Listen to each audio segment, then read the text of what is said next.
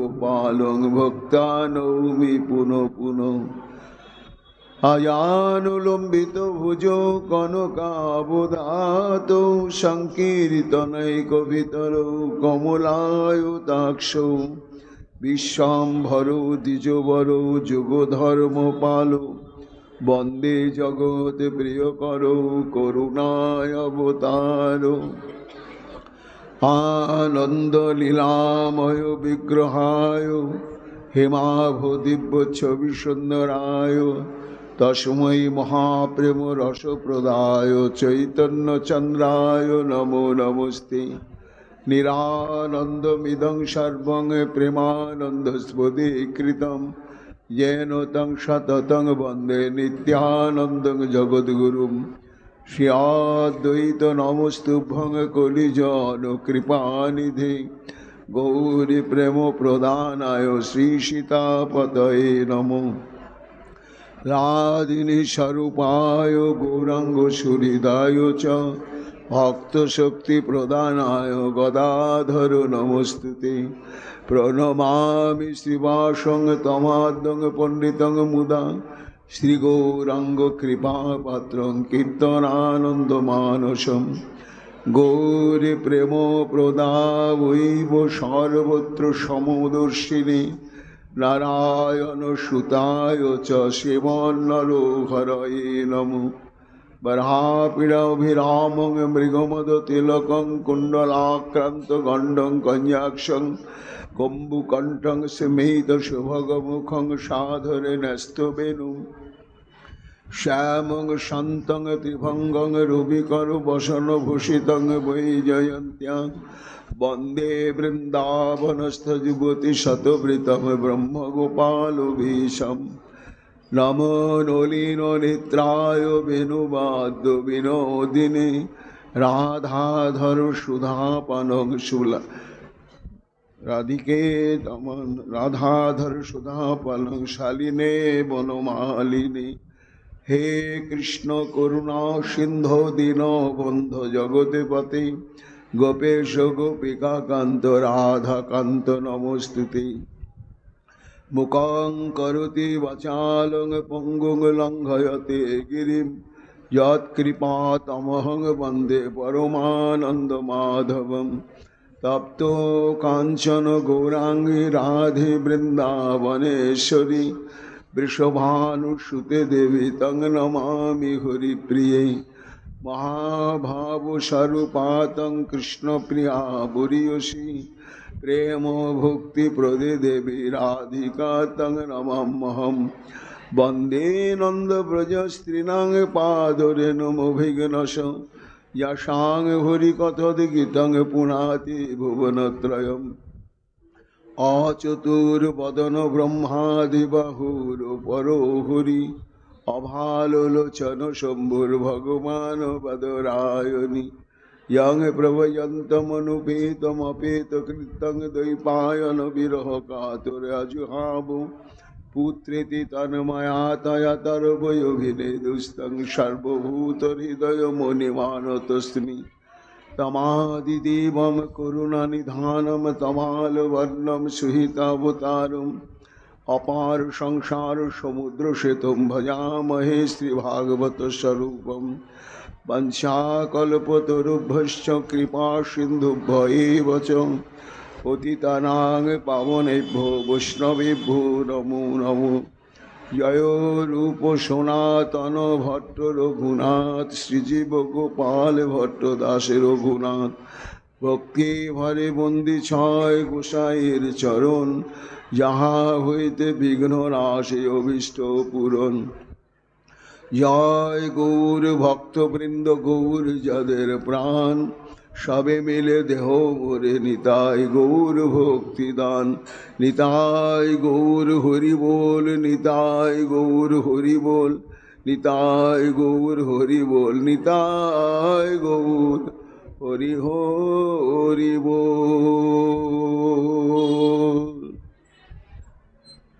मनीन्द्र वृंद वंदिते त्रिलोक शोकहारिणी प्रसन्न वक्त्र पंकजे নিকুঞ্জ ভূবিলাসিনী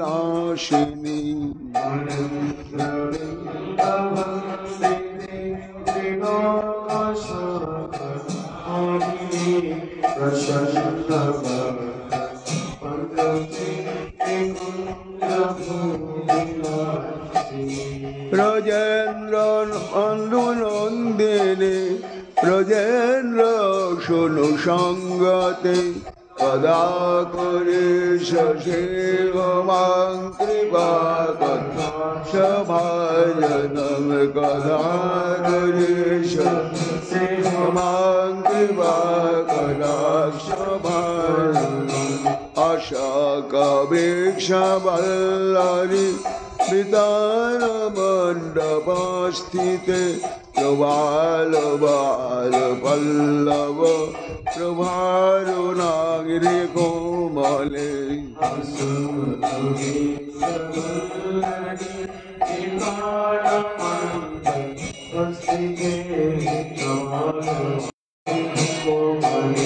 পরাভয় স্ফুরত করে কদা করে শশিমাং কৃপা সভাজনম কদা করে শশিমাং কৃপা সভাজনম অনঙ্গরাঙ্গ মঙ্গল প্রসঙ্গ ভ্রঙ্গুর ভ্রুবম শুভে ভ্রমং শশভ্রমং দৃগন্তবানুপাতনৈ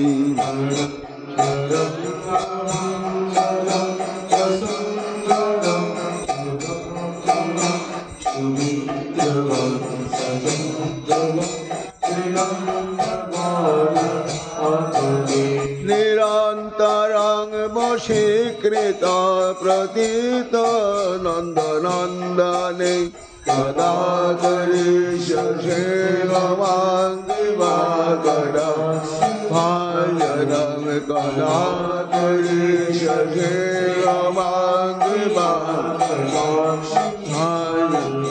তরিত সুবর্ণ চম্পক প্রদীপিত গৌর বিগ্রহে মুখ প্রভা পরাস্ত কোটি শারদেন্দ্র মণ্ডলে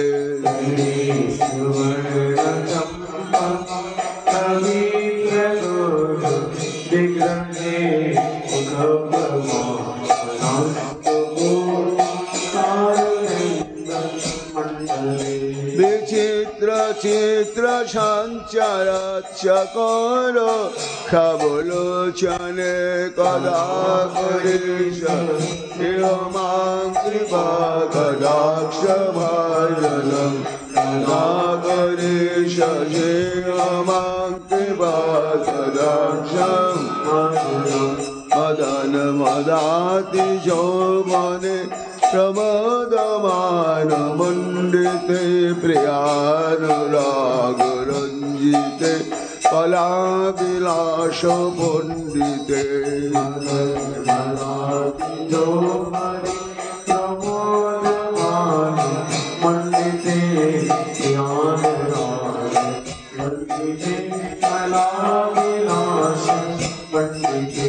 আনন্দ ধন্য কুঞ্জরাজ কাম খেলি কবিদে কদা করি জয়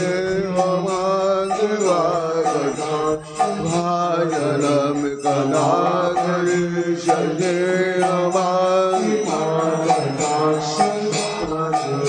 অশেষ হাব ভাব ধীর হিরহার ভূষিতে প্রভূত শত কুম্ভ কুম্ভ কৌমে কুম্ভ সুস্তনি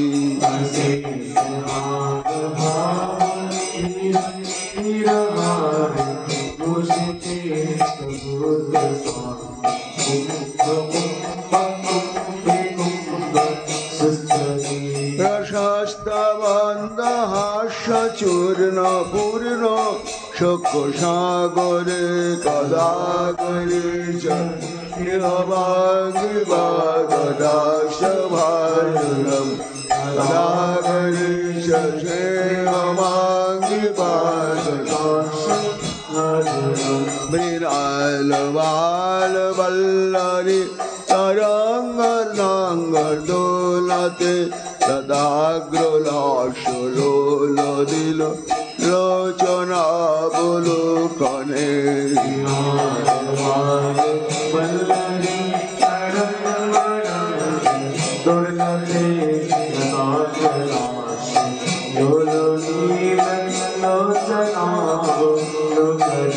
ललन लुलन मिलन मन गमुग्ध मोहनाश्रय कदाकरी शशेमांगिवाकशभाजलम कदाकरी शशेमांगिवाकशभाजलम सुवर्णमालिकाञ्चिते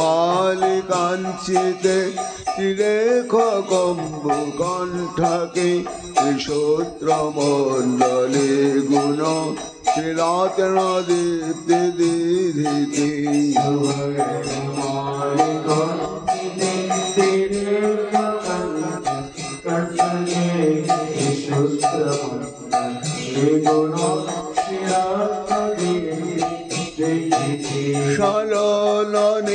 नीलकुन्तले प्रसन्न गुच्छगुम्फिते कदाकरी शशेमांगिवाकशभाजलम कदाकरी शशेमांगिवाकशभाजलम इदम्ब बिम्बलाम्बमान पुष्पमेखला गुणे प्रशस्तरत्न किङ्किणी कलापमोद्धमञ्जुले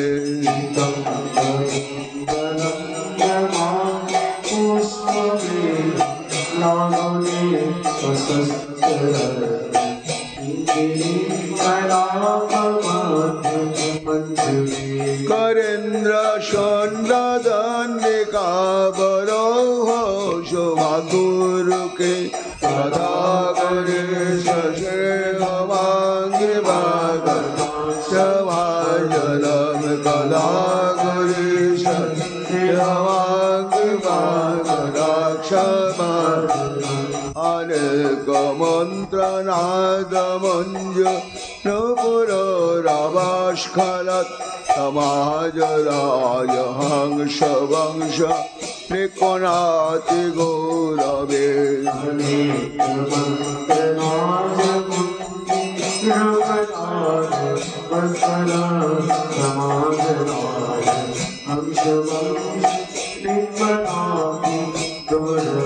विलाल हेमवल्लरी विरम्बे चारुचंक्रमे कदाकरी शशेमांगिवाकशभाजलम कदाकरी शशेमांगिवाकशभाजलम अनंत कोटि विष्णुलोकनम्र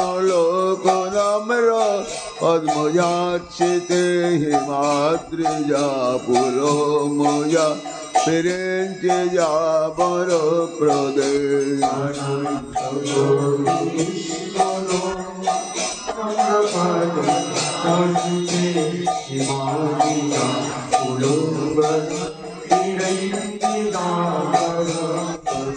Aparo Siddhi Vriddhi Digdashad Padangulinake कदाकरी शशेमांगिवाकशभाजलम कदाकरी शशेमांगिवाकशभाजलम Maheshwari त्रियेश्वरी Sureshwari स्वरेश्वरी Trived भारतीश्वरी प्रमाण शासनेश्वरी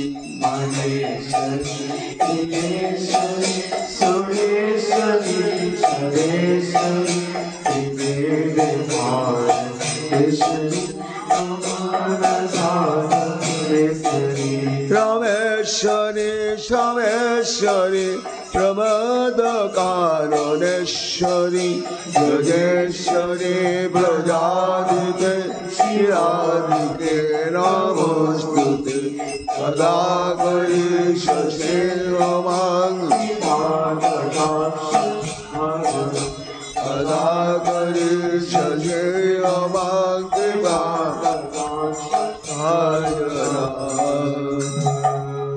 राधा रानी की जय। अपार करुणामयी राधा रानी की जय।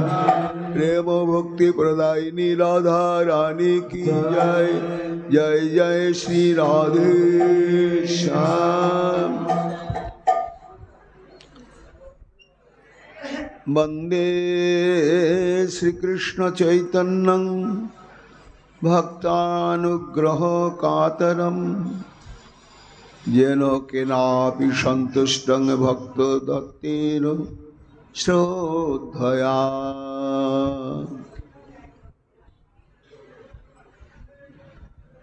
कलिजुग पावन अवतार प्रेम पुरुषोत्तम भगवान श्री चैतन्य महाप्रभु प्रिय परिकर कृष्ण भक्त चूड़ामणि कविकुल मुकुटमुनि परम पूज्यपाद श्रीमद कृष्णदास कविराज गोस्वामी पाद तार श्री चैतन्य चरितामृत ग्रंथेते अंतलीलाय दशम परिच्छेदे परिच्छेद प्रारंभे मंगलाचरणे সেই भगवान श्रीकृष्ण चैतन्य महाप्रभु वंदना करे तार कृपा आशीर्वाद शक्ति प्रदान प्रार्थना करছি। আমি বন্দনা করি কাকে? সেই শ্রীকৃষ্ণ চৈতন্য। তাহলে কোন শ্রী চৈতন্য? শ্রী চৈতন্য তাহলে কি অনেক রকম রয়েছেন? বলে না, অনেক রকম নেই, কিন্তু তার বিভিন্ন লীলা প্রকাশ বিকাশের ক্ষেত্রে তার অপার করুণা প্রকাশ বিশেষের ক্ষেত্রে তখন আলাদা আলাদা স্বরূপ রূপেই তিনি প্রকটিত হন। কখনো তিনি পরতত্ত্ব, কখনো তিনি অনর্পিত প্রেমদাতা, কখনো তিনি পতিত পাবন, কখনো তিনি মহাবদান্য অবতার। একই শ্রীকৃষ্ণের শ্রীকৃষ্ণ চৈতন্য মহাপ্রভুর তার বিশেষ বিশেষ লীলাদিকে বা করুণা বিতরণ মহিমাকে কেন্দ্র করে তার স্বতন্ত্র স্বতন্ত্র স্বরূপের প্রকাশ বিকাশ ঘটেছে। তাহলে কবিরাজ গোস্বামী পাদ আপনি এই পরিচ্ছেদ প্রারম্ভে যে চৈতন্য মহাপ্রভুর বন্দনা করছেন, তিনি কোন চৈতন্য মহাপ্রভু? বন্দে শ্রীকৃষ্ণ চৈতন্য না, যিনি ভক্তানুগ্রহ কাতরম, অর্থাৎ ভক্তগণকে অনুগ্রহ করবার জন্য তিনি একেবারে ব্যাকুলিত হৃদয় হয়ে অবস্থান করছেন।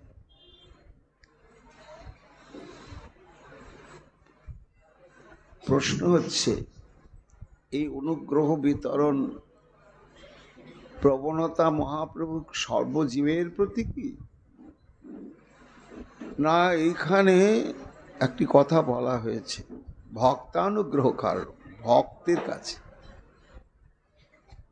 কেন না? ভগবান বলেছেন যে যথা মাং প্রপদ্যন্তে তাং ততৈব ভজাম্যহম। তাহলে তাকে ভজন করতে হবে। যে যেমন ভাবে ভজন করবেন ভগবান তাকে তদনুরূপী বাঞ্ছিত ফল প্রদান করবেন এবং তাকে কৃতকৃতার্থ করবেন। এটি শ্রী চৈতন্য মহাপ্রভুর বৈশিষ্ট্য গুণ। তাহলে তিনি অনুগ্রহ করেন কাদেরকে? যারা ভক্ত হন, সে সকাম ভক্তই হোক আর নিষ্কাম ভক্তই হোক, অর্থার্থী হোক, আর্ত হোক, জিজ্ঞাসু হোক, জ্ঞানী হোক, যত প্রকারের ভক্ত হোক, ভক্ত হতে হবে। ভক্ত হলেই তার ভেতরে একটি বৈশিষ্ট্য হচ্ছে অনুগ্রহ কাতরতা। অনুগ্রহ করতে না পারার জন্যই তিনি যেন ছটফট করছেন, ছটফট করছেন। সেই চৈতন্য মহাপ্রভুকে আমি বন্দনা করি। তার অনুগ্রহ কাতরতার কিছু দৃষ্টান্ত দেখলেন আপনি কবিরাজ গোস্বামী পা? হ্যাঁ, দেখলাম। যেন কেনাপি সন্তুষ্ট ভক্ত দত্তেব শ্রদ্ধয়া। অর্থাৎ ভক্তের অতীব যৎ সামান্য বস্তুই ভক্তি মাকে প্রদান করলে যিনি তা অত্যন্ত আনন্দের সঙ্গে, সন্তুষ্টতার সঙ্গে গ্রহণ করেন।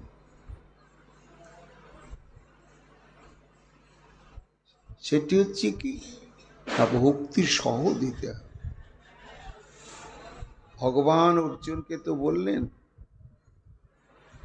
পত্রং পুষ্পং ফলং তয়ং যো মে ভক্তিয়া প্রযচ্ছতি। অর্থাৎ অতি তুচ্ছ বস্তু, পত্রই হোক, ফুল হোক, পুষ্প হোক, জল হোক, আমাকে যদি ভক্তি বাকি অর্পণ করে এবং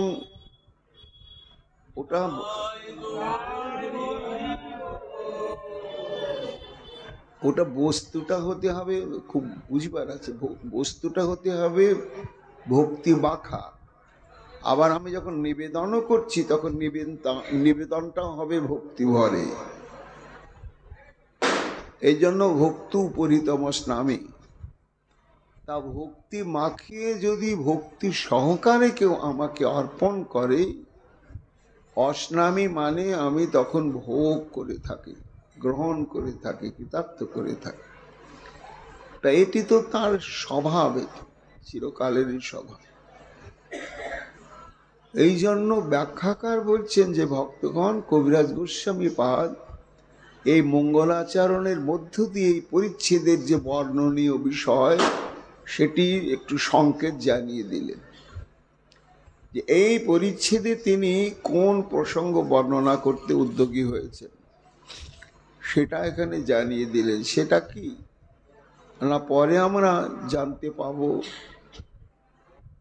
যে মহাপ্রভুর জন্য সমস্ত গৌর বঙ্গবাসী ভক্তগণ নানা প্রকার দ্রব্যাদি মাথায় করে তারা বহন করে নিয়ে যেতেন শ্রীক্ষেত্রে।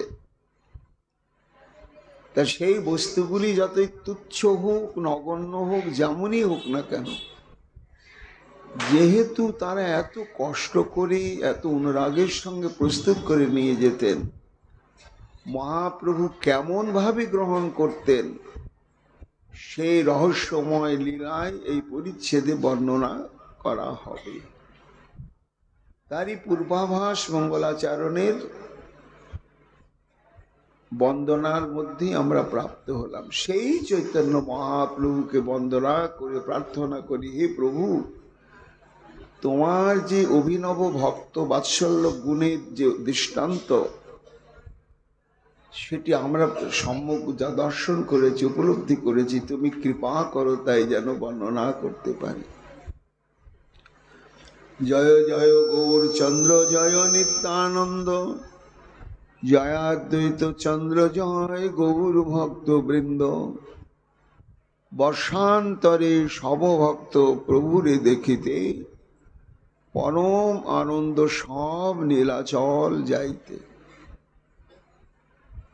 মহাপ্রভু শ্রীক্ষেত্র থেকে কয়েক বছর পরিভ্রমণের পরে ফিরে আসার পরে তখন তিনি সমগ্র নবদ্বীপ, শান্তিপুর, কাটোয়া, কালনা, শ্রীখণ্ড, কুলিন গ্রাম ইত্যাদি ইত্যাদি যে যে স্থানে মহাপ্রভু পরিকর বৃন্দ, তাদেরকে বললেন যে প্রতি বছরই তোমরা এই রথযাত্রা উপলক্ষে আসবে। কেন আমি নবদ্বীপ ছাড়লাম, কিন্তু তোমাদেরকে তো ছাড়তে পারলাম না, পারবো না। আমার যত কিছু সব তোমাদেরকে নিয়ে। তারাও তৃষিত চাতকের মতন উৎকণ্ঠিত থাকতেন যে কবে রথযাত্রার সময়টা এগিয়ে আসবে। তাই প্রতি বছরই যতদিন মহাপ্রভু প্রকট লীলায় ছিলেন সন্ন্যাস গ্রহণের পর, তখন থেকেই গৌর বঙ্গবাসী ভক্তগণের এটা একটা প্রতি বৎসরের অপরিহার্য ভজন ক্রমে পরিণত হলো। এমনকি শিশুদের পর্যন্ত মায়েরা বা বাবারা মাথায় করে কোলে পিঠে নিয়ে নিয়ে তারা হেঁটে হেঁটে হেঁটে হেঁটে শ্রীক্ষেত্রে উপস্থিত হতেন। অদ্বৈত আচার্য গোসাই সর্বগ্রগণ্য, আচার্য রত্ন আচার্য নিধি শিবাসাদি ধন্য। যদ্যপি প্রভুর আজ্ঞা গৌরী রহিতে, তথাপি নিত্যানন্দ প্রেমে চলিলা দেখিতে। কবিরাজ গোস্বামী পাদ বলছেন যে সব ভক্তগণের সঙ্গে নিতাই চাঁদও চললেন। তা প্রশ্ন করছেন শ্রোতাগণ যে এর আগে তো আপনি বর্ণনা করেছেন মহাপ্রভু নিভৃতে নিত্যানন্দকে ডেকেই বললেন যে আমি প্রতিজ্ঞা করেছিলাম এই কলিযুগে আব্রহ্মস্তম্ভ কীট সবাইকে আমি প্রেম দেব, কিন্তু ভাবন মাদে আমি সন্ন্যাস গ্রহণ করে এইভাবে আমি আটকা পড়ে গেলাম। আমার প্রতিজ্ঞাটার জন্য তুমি চিন্তা করনি, তাই তোমাকে এই প্রতিজ্ঞা পালন করতে হবে, আমার অসমাপ্ত কার্য তোমাকে সমাধান করতে হবে। এই জন্য তুমিও ভাবনমত্ততা বশত আমার সঙ্গে নীলাচলে থেকো না,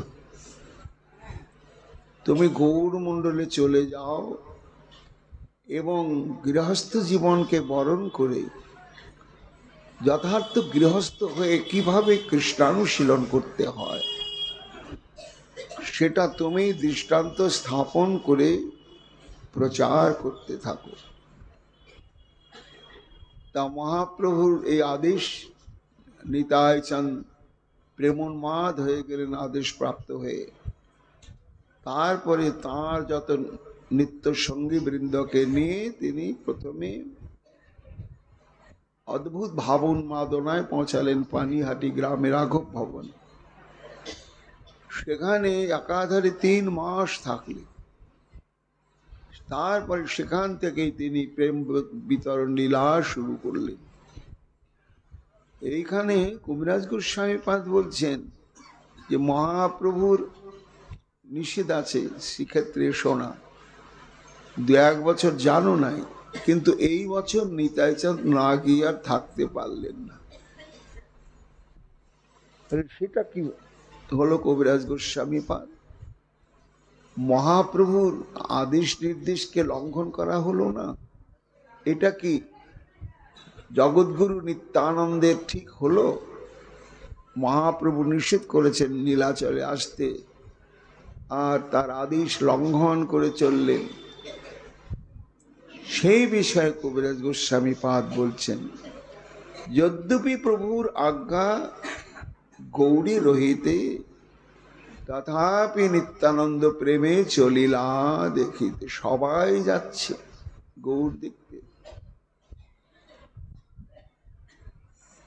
তা প্রশ্ন শুনে কবিরাজ গোস্বামী পাদ বলছেন, ভক্তগণ, জগৎগুরু নিত্যানন্দ মহাপ্রভুর আদেশের মর্যাদা না দিয়ে চললেন কেন? বলে ওটা তার দোষ নয়, এটা প্রেমেরই স্বভাব। প্রেম যেখানে সেখানে বিধি মানে না, বিধির ধার ধারে না। প্রেমের এটা বৈশিষ্ট্য। অনুরাগের লক্ষণ এই বিধি নাহি মানে, তার আজ্ঞা ভাঙ্গে তার সঙ্গের কারণে। প্রেম এমন একটা বস্তু কিনা যে সেখানে প্রেমাস্পদের সুখটাই বেশি। তার সুখের জন্য যদি তার আদেশ লঙ্ঘনও করা যায়, তবু সেটা তারা করে এগিয়ে যান। এটাই হচ্ছে প্রেমের বৈশিষ্ট্য, মহাপ্রভুর প্রতি নিত্যানন্দের যে দুর্বার প্রেম, নিত্যানন্দ চেষ্টা করেছেন প্রভুর আদেশ লঙ্ঘন করে আমি যাব না যাব না, প্রেম বলছে চলো তোমাকে যেতেই হবে যেতেই হবে।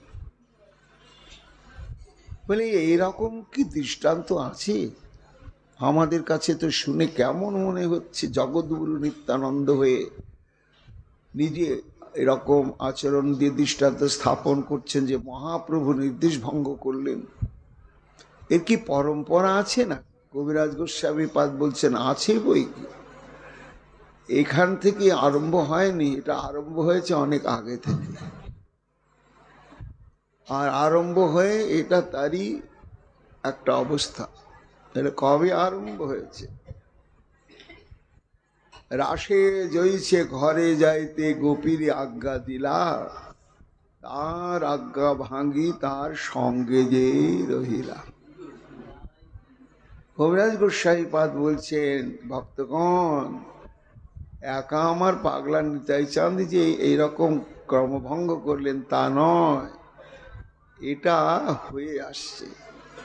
কেন না, রাসলীলায় গোবিন্দ আমার বংশী বাদন করে দিয়েছেন, আর সেই বংশী ধ্বনি শ্রবণ করে সর্বধর্মকে উল্লঙ্ঘন করে অনুরাগের প্রতিমূর্তি সমস্ত গোপিকা বৃন্দগণ তারা সবাই এসে উপস্থিত হয়েছেন। আর ভগবান কি করলেন? না, ফিরে যাওয়ার কথাই বললেন। রজন্যেশা ঘোর রূপা ঘোর সত্তরী সেবিতা প্রতিজাত ব্রজং নেহ স্থেয়ং স্তিভি সুমধ্যমা। হায় হায় কি সর্বনাশ! এইরকম তোমাদের স্বভাবের ক্রমভঙ্গ কেন ঘটল? রজন্যেশা ঘোর রূপা, রাত্রিটা এখন গভীর, রাত্রি প্রথম জাম নয়, তাতে আবার এটা অরণ্য, ঘোর সত্য নিবেশিতা, হিংস্র জন্তু তারা রাত্রিবেলায় স্বাধীন স্বতন্ত্র হয়ে বিচরণ করে, দিনের বেলা তারা আত্মগোপন করে থাকে। এই ধরনের যে হিংস্র প্রাণীগণ ঘুরঘুর করছে চারিদিকে গোপীগণ, তার মধ্যে তোমরা কোন প্রলোভনে পড়ে এইখানে এমনি করে চলে এসেছো? হ্যাঁ, প্রতিজাত ব্রজং নেহ স্থেয়ং স্তিভি সুমধ্যমা। ফিরে যাও, ঘরে ফিরে যাও, এখানে তোমাদের থাকা উচিত হবে না, একেবারেই হবে না। তাছাড়া আরো কেন ফিরে যাওয়ার কথা বলছি? মাতর পিতর পুত্রা ভ্রাতর পতশ্চব বিচ্ছিন্নতি ঝাপাসন্ত মা ক্রীড়ম বন্ধুর সাধ্যনম। এই যে তোমরা চলে এসেছ, মানে দুই ধরনের গোপীরা এসছেন, এক হচ্ছে কুমারী আর এক পরোড়া। তো যারা কুমারী তারা পিতামাতার অধীনেই থাকে, আর যারা বিবাহিতা তারা স্বামীর অধীনেই থাকে। তাই যেন কুমারী যত মানে অবিবাহিতা যত গোপীগণ এসেছেন তাদের দিকে তাকে গোবিন্দ বলছেন মাতর পিতর, আরে তোমাদের বাবা মা হঠাৎ দেখছে তোমরা নাই ঘরে, কি পরিস্থিতি বোঝো তো দেখিনি। ভরা যুবতী মেয়ে যদি অবিবাহিতা হঠাৎ ঘর থেকে কোথায় হারিয়ে যায়, বাবা মার মন কি পরিমাণ উদ্বিগ্ন হয়। আর তারা তখন এ ঘর ও ঘর, এ বাড়ি ও বাড়ি, এ পাড়া ও পাড়া খুঁজছে, শেষে এ গ্রাম সে গ্রাম। আবার পুত্রা ভ্রাতর,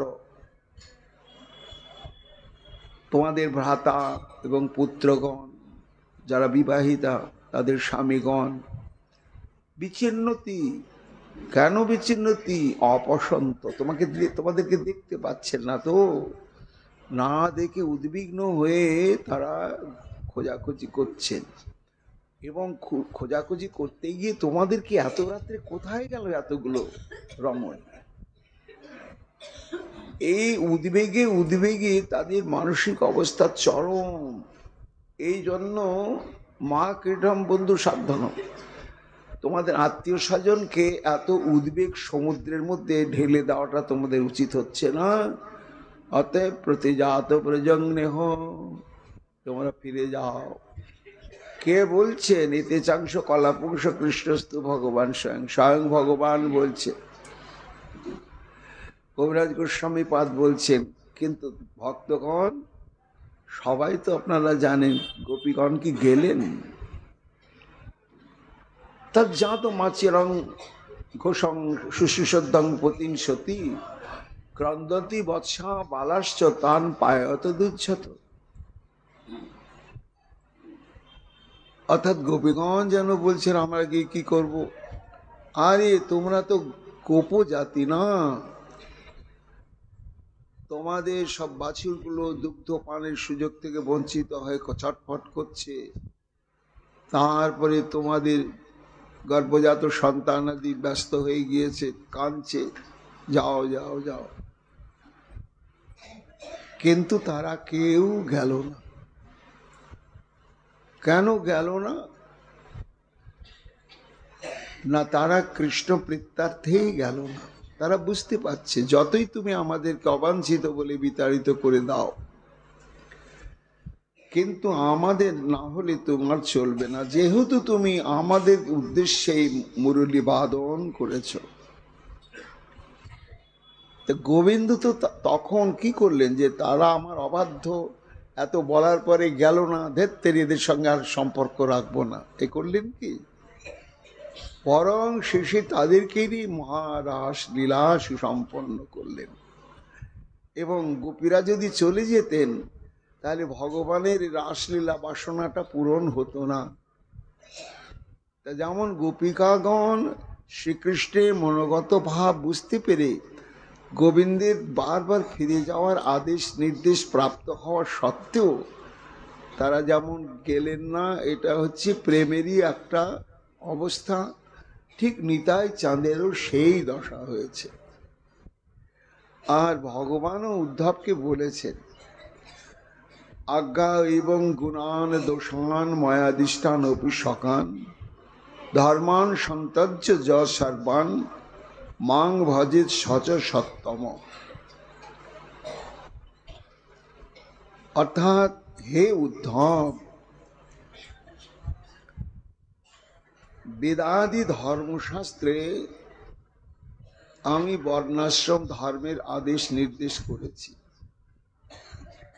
এবং এও বলে দিয়েছি যে এই বর্ণাশ্রম ধর্ম যদি পালন করা না যায় তাহলে একেবারে ধ্বংস হবে সে, আমি বলেছি। কিন্তু হে উদ্ধব, এই বর্ণাশ্রম ধর্ম অনুশীলন করা বা না করা, এর দোষ এবং গুণ বিচার করতে শুরু করলেন এক শ্রেণীর মানুষ, করে তারা সেটা পরিত্যাগ করলেন। যখন পরিত্যাগ করলেন তখন তারাই প্রকৃত সাধু রূপে জগতে ঘোষিত হলেন। তার তত্ত্বটা কি না, এই যে বৈদিক ধর্মকর্মকে ত্যাগ করা হয়, ত্যাগ করে তিন শ্রেণীর মানুষ। কি কি তিন শ্রেণীর মানুষ? এক শ্রেণীর মানুষ আছে অজ্ঞান ব্যক্তি। তারা ধর্ম কি জিনিস, অধর্ম কি জিনিস, বর্ণাশ্রম কি, বর্ণ ধর্ম কি, এগুলো বুঝেও না, জানেও না, শোনে না, আর করলে কি হবে না করলে কি হবে এ বোধগম্যই নেই। তো যাদের এই জ্ঞান আদৌ নেই, একেবারে অজ্ঞান, তারা এই ভগবানের আদেশটাকে লঙ্ঘন করে। অর্থাৎ ভগবান বলেছেন বর্ণাশ্রম পালন করো, তারা করে না। আর এক শ্রেণী রয়েছে, তারা হচ্ছে নাস্তিক ব্যক্তি। তারা জানে এটা ভগবানের বাণী, তারা জানে এটা শাস্ত্র, তারা জানে শাস্ত্রে এটাই বলা হয়েছে মানব জীবনের উদ্দেশ্যে, আমি মানব না, এই এক কথা। এদেরকে বলা হয় নাস্তিক। তো যারা নাস্তিক লোক তারা এই ভগবানের আদেশ নির্দেশ ইত্যাদি বিধান ধারে না। আর তৃতীয় শ্রেণী হচ্ছে অজ্ঞানও নয় আবার নাস্তিকও নয়, তারা চরম পরম ভগবত বিশ্বাসী এবং ভগবত ভজন পরায়ণ।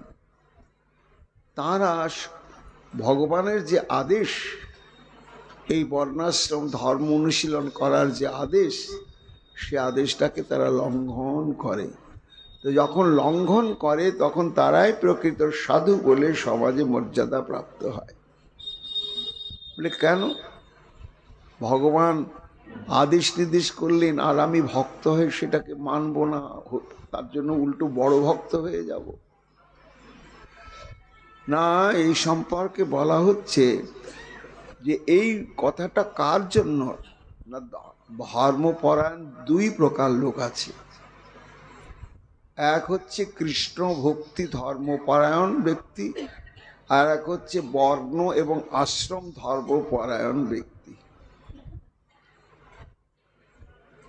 তা এই যে ব্রাহ্মণ ক্ষত্রিয় বৈশ্য শূদ্র চারটি বর্ণ, চারটি বর্ণের জন্য ধর্ম কর্ম সম্বন্ধে শাস্ত্র নির্দেশ দিয়েছে।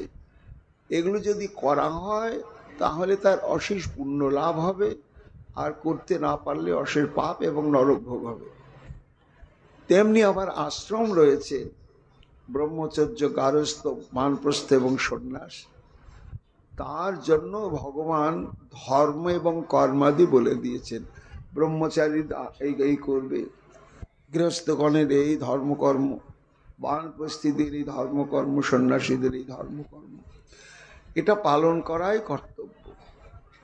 কিন্তু এখানে একটা কিন্তু হচ্ছে, যিনি কৃষ্ণানুশীলন করতে শুরু করলেন তিনি দেখলেন যে কৃষ্ণ ভক্তির সঙ্গে বর্ণাশ্রম ধর্মের কোনো সম্পর্ক নাই।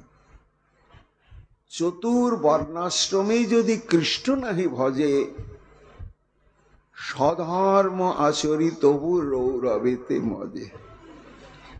বলছে যে চার বর্ণাশ্রমী, চার বর্ণের জন্য বেদ যে যে আচরণ করতে বলেছে একেবারে 16 আনায় পালন করছে, তাতে তার অশেষ পুণ্য হচ্ছে। কিন্তু কৃষ্ণ ভজন যদি সে না করে, কৃষ্ণের সেবা না করে, কৃষ্ণের শ্রবণ কীর্তন অর্চন বন্দন যদি না করে, তাহলে নিষ্ঠা সহকারে ভগবানের আদেশ নির্দেশ পালন করে বর্ণাশ্রম পালনের পরেও তাকে নরকেই যেতে হয়। এই জন্যই উদ্ধবকে ভগবান বললেন যে যারা আমাগত প্রাণ, আমার সেবাকে, আমার ভজনকেই যারা একমাত্র সার ধর্ম বলে জেনেছে, তারা ওই বর্ণাশ্রম ধর্মের আদেশ নির্দেশের ধারে না, ওটাকে তারা লঙ্ঘন করেই চলে, লঙ্ঘন করেই চলে। তাই লঙ্ঘন করেছিলেন গোপিকাগণ।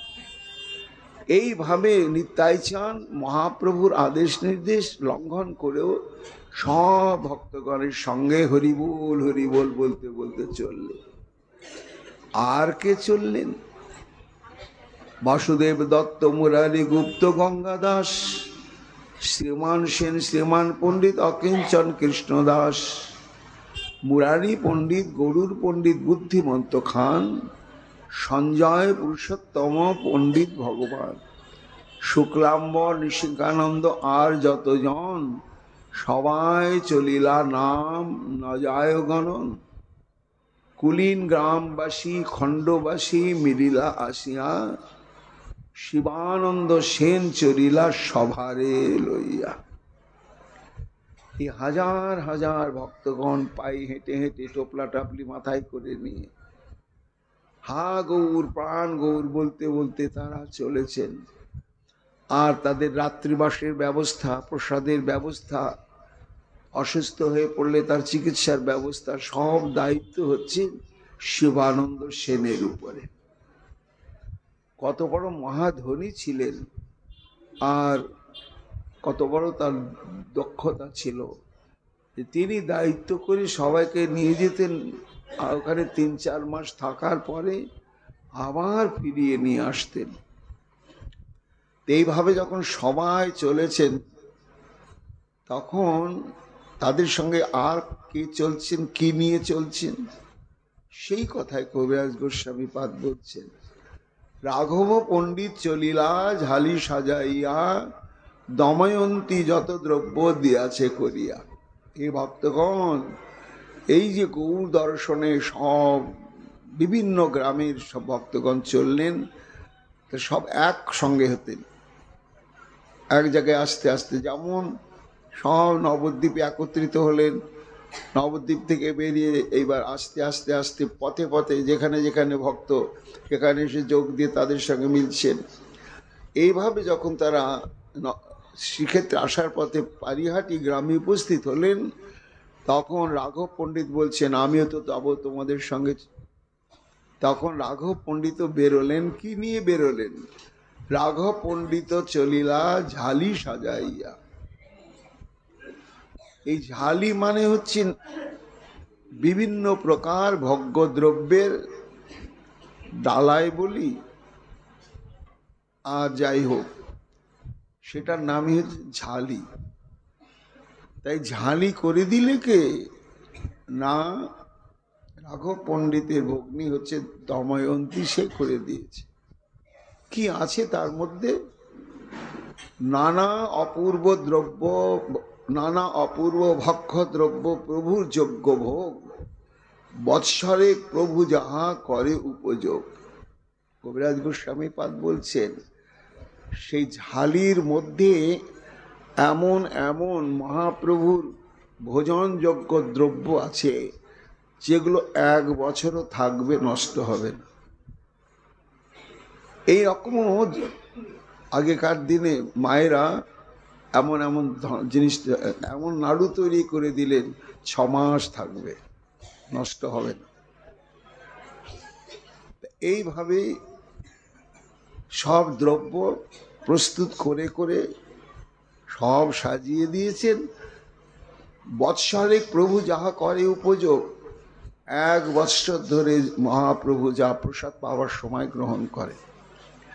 বলে, ও তাই, তাহলে কবিরাজ গোস্বামী পাদ তা কি কি জিনিস দিয়েছেন এইরকম যা তাড়াতাড়ি নষ্ট হবে না, 1 মাস 2 মাস 5 মাস 7 মাস বছর ধরে থাকবে, সেগুলোকে আমরা একটু শুনতে পাবো, জানতে পাবো?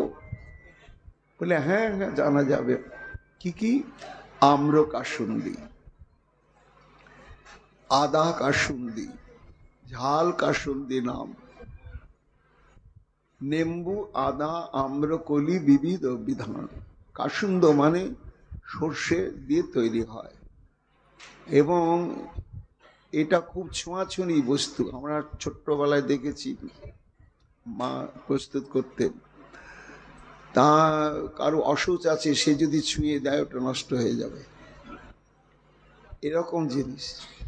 সর্ষেকে ঢেকিতে ভেঙে চালটা বের করতে হয়, খোসাটা ছাড়িয়ে, তারপরে মাটির হাঁড়িতে জল ফুটাতে হয়। মানে 10 কেজি জল, সেটা 5 কেজি হতে হবে, শুকিয়ে শুকিয়ে শুকিয়ে। তবে সেটাতে যদি কাসুন্দ করা হয় তবে সেটাই 6 মাস 9 মাস বছর থাকবে, এরকম নিয়ম। তা সে কাসুন্দ হয় আবার নানা রকম। ঝাল কাসুন্দ হয়, টক দিলে তার সঙ্গে আমশি, আদা দিয়ে, এগুলো এমনভাবে করা হলো যে দীর্ঘদিন থাকবে। মহাপ্রভু ওই মহাপ্রসাদের সঙ্গে সঙ্গে এগুলো গ্রহণ করবেন। নেম্বু, আদা, আম্রকলি বিবিধ বিধান, আমশি, আম্রখণ্ড,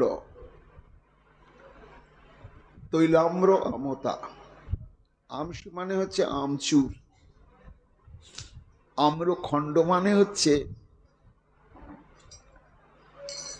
আমকে রোদে রোদে রোদে রোদে রোদে রোদে সিদ্ধ করা হয়, ওই আগুনে না, দিয়ে তার সঙ্গে গুড় মেখে এমনভাবে তৈরি করা হয় 6 মাস থাকবে। তৈলাম্র হচ্ছে আচার, আর আমটা তো সবাই আমরা জানি। আমসি আম্রখণ্ড তৈলাম্র আমতা, যত্ন করি গুন্ডি করি পুরাণ শুকতা। আর তার সঙ্গে আর কি দিয়েছেন দময়ন্তী দেবী? গুন্ডি করি মানে এরকম করে গুটি পাকিয়ে পুরানো শুকতা। পুরানো শুকতা কি? তিতা পাটের পাতা। তিতা পাটের পাতা হচ্ছে আমাশয়ের মহা শক্তিশালী ঔষধ, এবং এই পাতাটা যত পুরনো হবে, যদি 12 বছরের পুরাতন হয়, তাহলে আর তারও অনেক বেশি শক্তি। এই জন্য শুকিয়ে শুকিয়ে শুকিয়ে যত্ন করে রাখা হতো। তাই এখানে লেখা আছে পুরানো শুকতা। শুকতা মানে হচ্ছে তিতা পাটের পাতা। সেটা এই বছরের নয়, হয়তো 5 বছর আগের থেকেই প্রভুকে দেওয়া হবে, তো তার জন্য শুকিয়ে যত্ন করে রেখেছে। বলি ছি ছি ছি, তিতা পাটের পাতা ভগবানকে পাঠাচ্ছে, একটা তুচ্ছ জিনিস, এর আবার কি গুরুত্ব আছে? হ্যাঁ, নাড়ু বুড়ু পাঠাচ্ছে ঠিকই আছে, এটা তিতা পাটের পাতা। পাট 2 রকম, একটা মিঠা পাট, একটা তিতা পাট। তার উত্তরে কবিরাজ গোস্বামী পাদ বলছেন, শুকতা বলিয়া অবজ্ঞা না করিও চিতে, শুক্তায় যে সুপ্রভুর নহে পঞ্চামৃত। আমাদের এই মন্দিরের প্রতিষ্ঠাতা নিত্যলীলা প্রবিষ্ট গৌর গোপাল বাবা, তিনিও এই পুরানো তিতা পাটের পাতা ব্যবহার করতে যত্ন করে রাখা ছিল। আমাশয় হয়ে গেলেই তখন ওটা ভিজিয়ে ভিজিয়ে ব্যবহার করা হতো। সেই কথা বলছে যে শুকতা বলিয়া অবজ্ঞা না করিও চিতে, শুকুতায় যে সুখ প্রভুর নহে পঞ্চামৃতে। বলে কেন মহাপ্রভুর সুক্ততে এত আবেশ? ভাবগ্রাহী মহাপ্রভু স্নেহ মাত্র লয়, শুকুতা পাতা কাসুন দিতে মহাসুখ পান। প্রশ্ন হচ্ছে, তাহলে কি মহাপ্রভুর এটা লোভ আছে? বলে মহিমা এরকম বলবেন না। লোভে পড়ে যে প্রভু এটা গ্রহণ করছেন না, ওই দ্রব্যগুলোর মধ্যে রাঘব পণ্ডিত আর দময়ন্তী দেবীর হৃদয় নিগড়ানো ফোটা ফোটা কৃষ্ণ প্রেম ভক্তি মাখা আছে। তাই জন্য ওই দ্রব্যগুলির প্রতি মহাপ্রভুর এত প্রয়োজন। আমাশয় হবে আবার মহাপ্রভুর? হ্যাঁ, মনুষ্য বুদ্ধি দময়ন্তী করে প্রভুর পায়। কবিরাজ গোস্বামী একটা গুরুত্ব বুঝতে পারছে। ভগবান যখন আসেন তখন তার 2টি স্বরূপ, একটি দেব স্বরূপ বা ঈশ্বর স্বরূপ, আর একটি নর স্বরূপ। তা আমাদের কোন স্বরূপকে প্রাধান্য দিতে হবে? না, যারা বিধি ভক্তিকে আশ্রয় করে ভজন করবেন তাদের কাছে ভগবানের ঈশ্বর স্বরূপটাই প্রাধান্য পাবে। আর যারা রাগ ভক্তিকে আশ্রয় করে ভজন করবেন তারা জানেন যে ইনি ভগবান বটেন, কিন্তু মন মানে না তিনি মানুষ। ভগবানের ক্ষুধা নাই, পিপাসা নাই, শীত নাই, গ্রীষ্ম নাই, তার কোনো বিকার নাই। কিন্তু তিনি যখন নররূপধারী তখন ক্ষুধা, পিপাসা এবং অসুখ বিসুখ তার সব কিছুই রয়েছে। তা এই যে ভগবানকে ঈশ্বর জ্ঞান নয়, ঐশ্বর্য জ্ঞান শূন্য ভক্তি ভাব নিয়ে যে ভালোবাসা, সেটার নামই হচ্ছে রাগ ভক্তি। তা দময়ন্তী দেবী যদিও জানতেন যে ইনি ভগবান, কিন্তু এই ভগবত বুদ্ধিটা অন্তঃকরণে প্রাধান্য পেত না। প্রাধান্য পেত তিনি নরস্বরূপ, তার ক্ষুধা, পিপাসা, তার অনেক কিছু অনুভূতি রয়েছে। এই মনুষ্য বুদ্ধির বিচার করে তিনি দেখতেন যে মাঝে মাঝে আমাশয় হবে কেন মহাপ্রভুর? সন্ন্যাসী তো সংযমের মধ্যেই চলে। আর তখনকার দিনে সন্ন্যাস ধর্ম আরো খুব অনুশাসনের মধ্যে পালন হতো, এখনকার মতো নয়। বলে না না, মহাপ্রভু সন্ন্যাস ধর্ম তিনি যখন একা সন্ন্যাসী থাকেন তখন তিনি মেনে চলেন, কিন্তু সে প্রতিজ্ঞা ভঙ্গ হইল গোপীর ভজনে।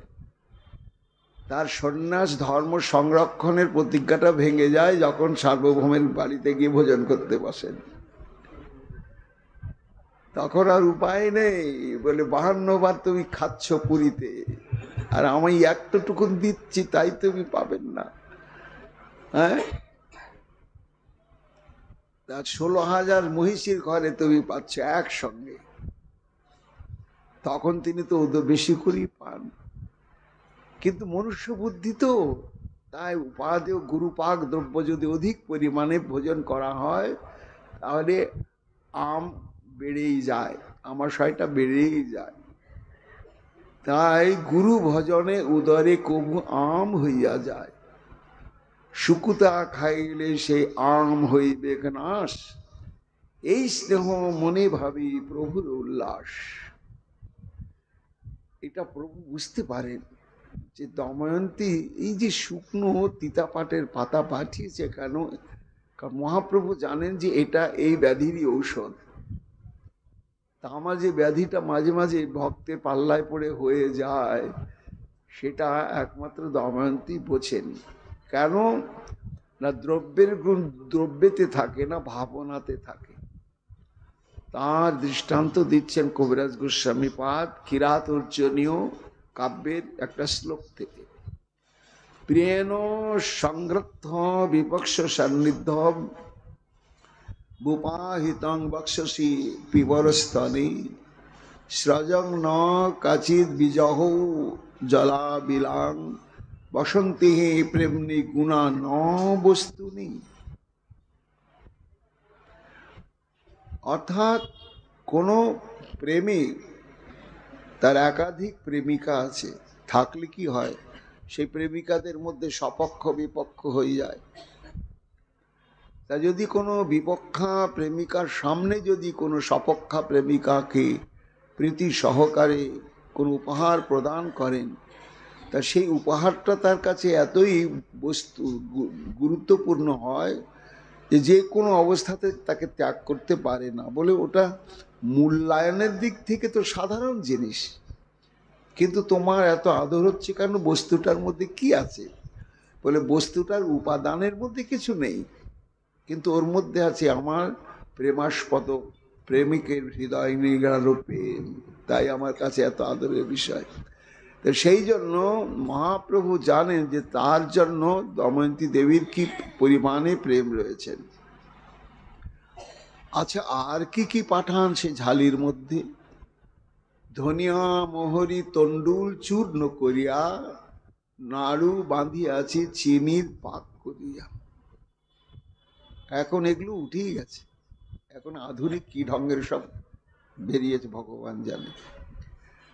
ধনে মৌরি আর আতপ চাল চূর্ণ করে সেটাই পাক করে নাড়ু, শুন্টি খণ্ড নাড়ু আর আমও পিত্তহর। শুন্টি খণ্ড নাড়ু হচ্ছে কি, শুন্টি মানে হচ্ছে শুঁট, শুকনো আদা।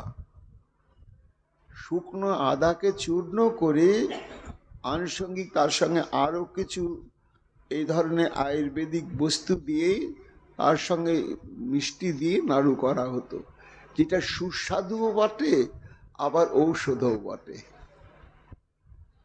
এটা কি হয় না, আমও পিত্তহর। পৃথক পৃথক বাঁধে বস্ত্রের কোথলি ভিতর, এগুলো কোথলি মানে হচ্ছে থলি, নূতন বস্ত্রের সব নানার আকৃতির থলি বানানো হয়েছে, এক এক দ্রব্য এক একটা থলির মধ্যে ভরে সেটা মুখটা বেঁধে দেওয়া হচ্ছে। কলিশুন্টি, কলিশুন্টি মানে কলি মানে হচ্ছে কুল, সেই কুলকে শুকিয়ে তার সঙ্গে ওই চূর্ণ এবং গুড় দিয়ে অদ্ভুত একটি নাড়ুর আকৃতি করা হয়েছে। কলি চূর্ণ, শুকনো কুলের হচ্ছে গুঁড়ো, কলি খণ্ড, এটা হচ্ছে মানে কুলের মিষ্টি আচার। কত নাম লব শত প্রকার আচার, 100 রকমের আচারই শুধু। নারিকেল খণ্ড নাড়ু আর নাড়ু গঙ্গা জল, চিরস্থায়ী খণ্ড বিকার করিল সকল। নারকেল নাড়ু 2 রকম নাড়ু, এক হচ্ছে খণ্ড নাড়ু আর গঙ্গাজলি নাড়ু। গঙ্গাজলি নাড়ু কোনগুলোকে বলা হয় না, এমনি নাড়ু হচ্ছেন গুড় দিয়ে যে নারকেল নাড়ু করা হয় সেটা হচ্ছে নাড়ু। আর চিনি দিয়ে সাদা রঙের যে নারকেল নাড়ু হয় ওটার নাম হচ্ছে গঙ্গাজলি নাড়ু। এবং সেগুলোকে এমনভাবে করা হলো যাতে দীর্ঘস্থায়ী হয়। যেমন নারকেলকে জাল করে গুড় দিয়ে বা চিনি দিয়ে করলে নাড়ু হয়, সেটা 2-4 দিন থাকবে। কিন্তু ওই নারকেল কোড়াটাকে যদি ঘিয়ে ভাজা হয়, তারপরে যদি নাড়ু করা হয়, তাহলে ওটা দীর্ঘদিন থাকে, তাড়াতাড়ি নষ্ট হয় না। তা চিরস্থায়ী খণ্ড বিকার সব করিল সকলে। চিরস্থায়ী ক্ষীরসার মন্ডাদি বিকার, ওর অমৃত কর্পূর আদি অনেক প্রকার। শালি কাচুটি ধানের আতপ ছিঁড়া করি, নূতন বস্ত্রের বড় কুঠলি সব ভরি। শালি ধান সেই সময় খুব প্রচলিত ছিল। শালি ধানের আতপ অন্ন মহাপ্রভুর খুব প্রিয়, শালি ধানের খই মহাপ্রভুর খুব প্রিয়, শালি ধানের চিড়ে মহাপ্রভুর খুব প্রিয়। এই সমস্ত যা যা প্রিয় বস্তু সেটি সব চিড়ে প্রস্তুত করে সব রাখলেন। কথক চিড়া হুড়ুম করি ঘৃতেতে ভাজিয়া। এই হুড়ুম শব্দটি কবিরাজ গোস্বামী ব্যবহার করেছেন। এই হুড়ুম শব্দের 2 রকম ব্যাখ্যা আছে। কোথাও কোথাও ব্যাখ্যা আছে মুড়ি, মুড়িকে হুড়ুম বলা হয়। কিন্তু প্রামাণিক অভিধানে আমি দেখলাম হুড়ুম শব্দ হচ্ছে ভাজা। চিড়েকে যখন ভেজে ফেলা হবে তখন তার নাম হয় হুড়ুম। এখানে মুড়ির বলে উল্লেখ নাই, কারণ কথাটা এসেছে হুড়ম্ব শব্দ থেকে, সংস্কৃত হুড়ম্ব শব্দ থেকে হুড়ুম প্রচলিত ভাষাটা এসেছে। তা কতক চিড়া হুড়ুম করি ঘৃতেতে ভাজিয়া, চিনি পাকে নাড়ু কইল কর্পূরাদি দিয়া। শালি তন্ডুল ভাজা চূর্ণ করিয়া, ঘৃত সিক্ত চূর্ণ কইল চিনি পাক দিয়া। কর্পূর মরিচ এলাচ লবঙ্গ রসাবাস, চূর্ণ দিয়া নাড়ু কইল পরম সুবাস। শালি ধানের খই পুনঃ ঘৃতেতে ভাজিয়া, চিনি পাকে ওখড়া কইলা কর্পূরাদি দিয়া। ওখড়া মানে হচ্ছে মুড়কি। আমরা ছোটবেলায় তো আমাদের দেশে বলতো চিনির হলে খাগড়াই আর গুড়ের হলে মুড়কি। তো সেটা কিভাবে করা হতো না, শালি ধানের খইকে ঘি ভাজা হলো আগে, খইটা করে নেওয়া হলো খোলায় ভেজে, তারপরে ঘিয়ে ভেজে চিনি পাকে সেটাকে মাখা হলো, তার সঙ্গে কর্পূর চূর্ণ দেওয়া হলো। ফুট কলায় চূর্ণ করি ঘৃতে ভাজাইল, চিনি পাকে কর্পূর আদি দিয়া নাড়ু কইল। ফুট কলাই হচ্ছে কিনা ভাজা ছোলা। এই ভাজা ছোলাকে চূর্ণ করে মানে ছাতু, সেটা চিনি পাক করে নাড়ু করা হলো। কহিতে না জানি নাম এ জন্মে যাহার, ওই সে নানা ভক্ষ দ্রব্য সহস্র প্রকার। শেষে কবিরাজ গোস্বামী পাদ বলছেন যে আমি বাঙালি হওয়ার সত্ত্বেও আমিও এতগুলো নাম জানি না। দময়ন্তী দেবী যা যা প্রস্তুত করেছেন, রাঘবের আজ্ঞা আর করে দময়ন্তী, দোহার প্রভুতে স্নেহ পরম শকতি। গঙ্গা মৃত্তিকা আনি বস্ত্রেতে ছানিয়া, পাপড়ি করিয়া লইল গন্ধ দ্রব্য দিয়া,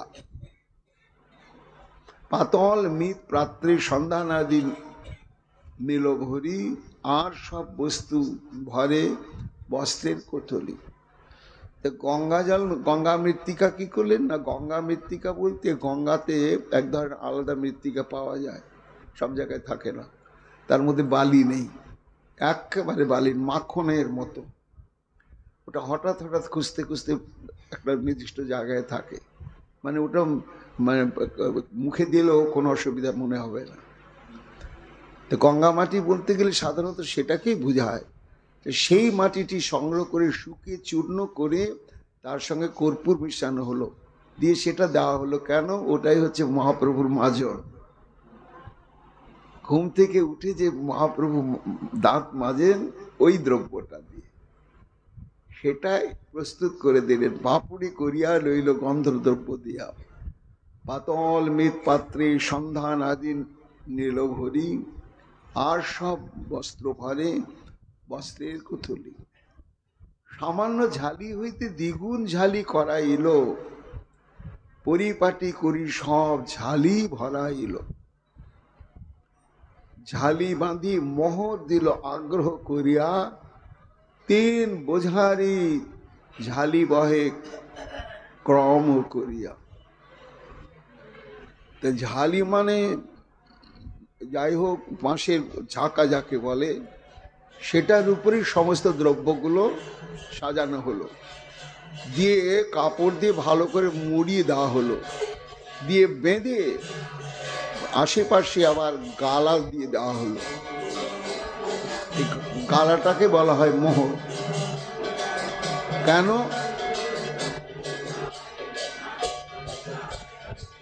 কেননা এ তো লোভনীয় জিনিস আছে, আর লোভে পড়ে যদি প্রায় যেতে লাগবে 15-20 দিন, এই ফাঁকে ফুঁকে যদি কেউ খুলে হরিবোল করে দেয় তাহলে তো ধরা পড়বে কিনা। ওই জন্য একেবারে গালা দিয়ে দিলে যে খুললেই ধরা পড়ে যাবে। তা এত বড় ঝালিটা হলো যে তা বইবার জন্য 3 জন লোক, মানে একজন লোক কিছু দূর নিয়ে যাবে, হাঁপিয়ে গেল, আর একজন এইভাবে 3 বোঝারি ঝালি বহে ক্রমশ করিয়া। সংক্ষেপে কহিল এই ঝালির বিচার, রাঘবের ঝালি বলি বিখ্যাতি যাহার। ঝালির উপরে মৌসিন মকরধ্বজ কর। তা যারা বোঝারি মুটিয়া তারা তো বয়ে নিয়ে যাবে, কিন্তু ওটা তদারকি করবে কে? তার জন্য মকরধ্বজ কর, তারপরে দায়িত্ব দিলেন রাঘব পণ্ডিত যে তুমি এটা দায়িত্ব থাকবে। প্রাণ রূপে ঝালি রাখে হইয়া তৎপর, এই মতে বৈষ্ণব সব নীলাচল আইলা, দৈবে জগন্নাথের সেই দিন জল খেলা। এইভাবে তারা গৌর হরি বল বলতে বলতে সেক্ষেত্রে পৌঁছালেন কয়েক শত বা কয়েক হাজার গৌরমণ্ডলবাসী ভক্তগণ। এত কিছু টুপলি টাপলি বসকা বাজকি সব নেই, কারণ 4 মাস ধরে থাকবেন, কাজে 4 মাসের জন্য তারা জিনিসপত্র সঙ্গে করে নিয়ে আসছে। 18 নালা পার হয়ে চলতে চলতে তারপরই তো নরেন্দ্র সরোবর। মন্দিরের ওদিক থেকে এদিক থেকে যেতে আগে 18 নালা পড়ে, তারপরে নরেন্দ্র সরোবর।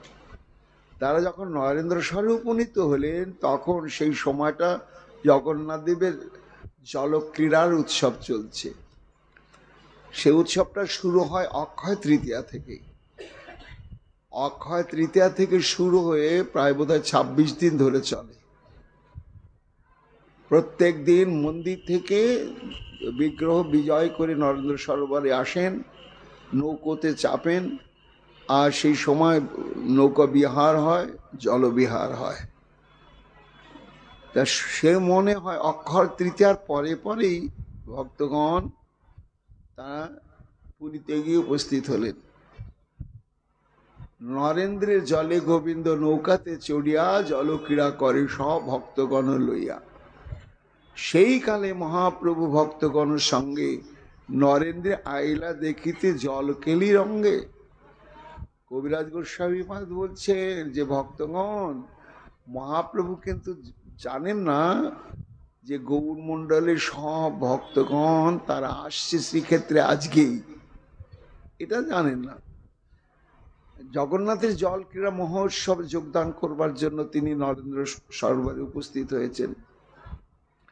নরেন্দ্র আইলা দেখিতে জলকেলি রঙ্গে, সেই কালে আইলা সব গৌরীর ভক্তগণ নরেন্দ্রেতে প্রভুর সঙ্গে হইল মিলন। ওরাও ভাবতে পারেননি যে আমরা এখানে মহাপ্রভুকে পাবো, আর মহাপ্রভু ভাবতে পারেননি যে আমি ওইখানে এসে গৌর মণ্ডলবাসীদেরকে পাবো। ভক্ত সঙ্গে পড়ে সবে প্রভুর চরণে, উঠাইয়া প্রভু সবারে কইল আলিঙ্গনে। গৌড়িয়া সম্প্রদায় সব করেন কীর্তন, প্রভুর মিলনে ওঠে প্রেমের কন্দন। দেখছেন তো কবিরাজ গোস্বামী পাদ দেখে দেখে তা মহাপ্রভুর যে কি আনন্দ, স্বপ্ন তো বুঝতে পারেনি যে নরেন্দ্র সবারে এসে ভক্তগণের সঙ্গে আমি মিলিত হতে পারবো। অপ্রত্যাশিত ভাবে গৌর মণ্ডলবাসী ভক্তগণকে দর্শন করে যেমন মহাপ্রভুর আনন্দ সিন্ধু একবারে জোয়ার এসে গেল, আর ভক্তগণও ভাবতে পারেননি যে নরেন্দ্র সরোবরে আমরা মহাপ্রভুর দর্শন পাবো, আমরা গম্ভীরায় গিয়ে তো দর্শন করব। এই জন্য তাদেরও আনন্দ সিন্ধুতে যেন জোয়ার এসে গেল।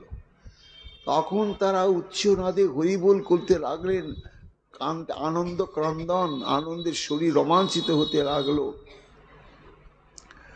জলক্রীড়া, বাদ্যগীত, নর্তন, কীর্তন, মহাকোলাহল তীরে সলিলে খেলন। গৌরিয়ার কীর্তন আর রোদন মিলিয়া মহাকোলাহল হইল ব্রহ্মাণ্ড ভরিয়া। একে তো কীর্তন, পুরীতে কীর্তন তো নাই, কীর্তনটা হচ্ছে বাঙালির নিজস্ব সম্পত্তি, মহাপ্রভুর প্রবর্তিত। সে মহা সংকীর্তন যখন আরম্ভ হলো, আর মহাপ্রভুকে অপ্রত্যাশিত ভাবে প্রেম ক্রন্দনের সঙ্গে সব উদ্দণ্ড নৃত্য এবং কীর্তন করছেন। মহাপ্রভু কি করলেন, সব ভক্ত লইয়া প্রভু নামিল সেই জলে, সবে লইয়া জলক্রীড়া করে কুতূহলে। প্রভুর এই জলক্রীড়া দাস বৃন্দাবন চৈতন্য মঙ্গলে বিস্তারী করিয়াছেন বর্ণন। পুনঃ ইহা বর্ণিলে তো পুনরুক্তি হয়, ব্যর্থ লিখন হয়, আর গ্রন্থ বাড়ায়। জলীলা করি গোবিন্দ চলিলা আলয়, আর নিজগণ লইয়া প্রভু চলিলা দেবালয়। জগন্নাথ দেখি পুনঃ নিজ ঘরে আইলা, প্রসাদ আনাইলা ভক্তগণে খাওয়াইলা। ইষ্টপুষ্টি সভা লইয়া কতক্ষণ কইল, নিজ নিজ পূর্ব বাসায় সবাই পাঠাইল। গোবিন্দ ঠাঁই রাঘব ঝালি সমর্পিল, ভোজন গৃহের কনে ঝালি গোবিন্দ রাখিল। পূর্ব বৎসরের ঝালি আজার করিয়া, যত দ্রব্য ধরিবারে রাখে অন্য ঘরে লইয়া। গত বছর ঝালি এনেছিলেন সেটাই শেষ হয়নি, তা যেখানে রাখা ছিল গত বছরের ঝালিটা সেখান থেকে আজার করা মানে সরিয়ে ফাঁকা করে এবছর যে টানা হলো সেটা সেখানে রাখলেন। আর দিন মহাপ্রভু নিজ গণ লইয়া, জগন্নাথে দেখিলেন সজ্জুত্থানে যাইয়া। বেড়া কীর্তনে তাহা আরম্ভ করিল, সাত সম্প্রদায় তবে গাইতে লাগিল। সজ্জুত্থান মানে মঙ্গল আরতি। মঙ্গল আরতি দর্শনের জন্য মহাপ্রভু সবাইকে নিয়ে উপস্থিত হয়েছেন শ্রীক্ষেত্রে মন্দিরে। মঙ্গল আরতি দর্শনের পরেই বেড়া কীর্তন মানে মন্দিরের চারিদিকে ঘিরে নেচে নেচে কীর্তনটাকে বলা হয় বেড়া কীর্তন। মন্দিরের বাইরে নয়, ভেতরেই। সাত সম্প্রদায় নৃত্য করে সাতজন, অদ্বৈত আচার্য আর প্রভু নিত্যানন্দ, বক্রেশ্বর অচ্যুতানন্দ, পণ্ডিত শ্রীবাস, সত্যরাজ খান আর নরহরি দাস। এই সাতজন সাত সম্প্রদায় নৃত্য করছেন। আর 7 সম্প্রদায় প্রভু করেন ভ্রমণ, মোর সম্প্রদায় প্রভু ওইছে সবার মন। রাস লীলার ন্যায় যত গোপী তত কৃষ্ণ, তেমনি যত সম্প্রদায় তত মহাপ্রভু হয়ে গেলেন। আর প্রত্যেকেই ভাবছেন এই দেখো সব সম্প্রদায় বাদ দিয়ে প্রভু আমাদের সম্প্রদায়, আমাদের সম্প্রদায়। এরাও তাই ভাবছে, ওরাও তাই ভাবছে, ওরাও তাই ভাবছে। সংকীর্তন কোলাহলে আকাশ ভেদিল, সব জগন্নাথবাসী দেখিতে আইল। রাজা আসি দূরে দেখে নিজগণ লইয়া, রাজপত্নী সব দেখে অট্টালি চড়িয়া। কীর্তন আটবে প্রীতি করে টলমল, হরিধ্বনি করিল হইল। এই মতো কতক্ষণ করাইল কীর্তন, আপনি নাচিতে তবে প্রভুর হইল মন। 7 দিকে 7 সম্প্রদায় গায় ও বাজায়, আর মধ্যে মহাপ্রেমাবেশে নাচে গৌর রায়। উড়িয়া পদ মহাপ্রভুর মনে স্মৃতি হইল, স্বরূপের সেই পদ গাইতে আজ্ঞা দিল। একটা উড়িয়া ভাষার পদ গাইতে বললেন, স্বরূপ দামোদর গোস্বামী গাইছেন, জগমোহন পরিমুন্ডা যাও। এই ছোট্ট কথায় সুরে সুরে বারবার বলা হচ্ছে, যার অর্থ হচ্ছে জগন্নাথ তোমার আলাই বালাই নিয়ে যাই। এই পদে নৃত্য করে পরমহাবেশী, সব লোক চতুর্দিকে প্রেম জলে ভাসে।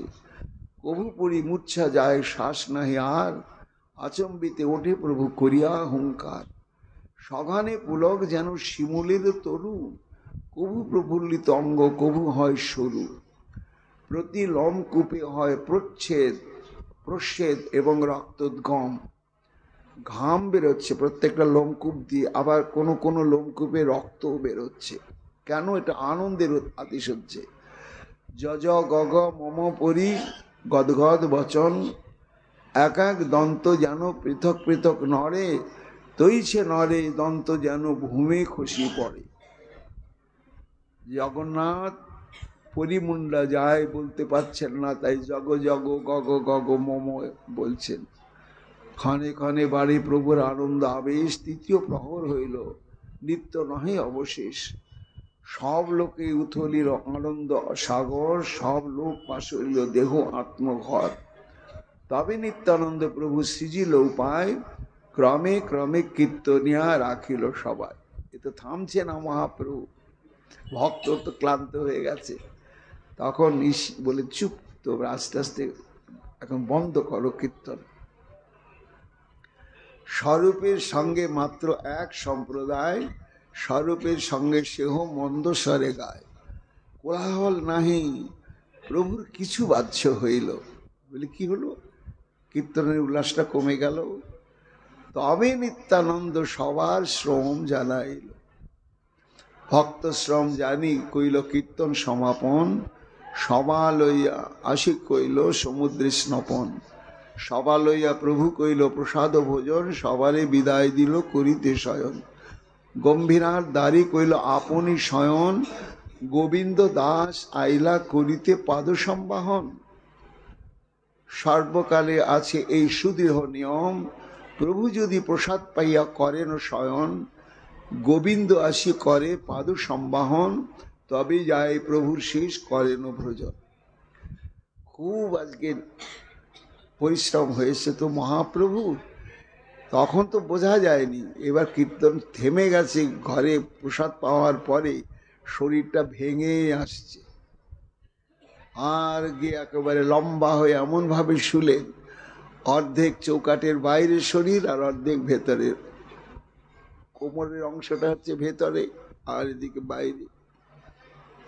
তা প্রত্যেক দিন এইভাবে মহাপ্রভু যখন শয়ন করেন রাত্রিবেলায়, গোবিন্দ দাস পদসেবা করে। পদসেবা করে অঙ্গ সংবর্ধন করে মহাপ্রভুর ক্লান্তি দূর করে দেওয়ার পরে মহাপ্রভু যখন ঘুমিয়ে পড়েন, তখন গোবিন্দ দাস গিয়ে রাত্রিকালীন মহাপ্রসাদ পান।